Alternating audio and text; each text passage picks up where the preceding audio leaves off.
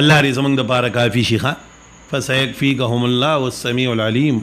حسبنا الله الله دې موږ له کافي وګرځي ښه نو ځان سره دا ډېر وایي حسبنا الله ونعم الوکیل او دې سار کې اووه پیرې ځان سره دا وایي حس د یولسمه سپاره کې سورې توبه چې خلاصیږي نه اخري آیت دی یا حسبي الله لا اله الا هو علیه توکلت ورب العرش العظیم و پیرې وایي الله بدل ټول کارونه سموي ان شاء الله ښه حسبي الله لا اله الا هو علیه توکلت ورب العرش العظیم بستعين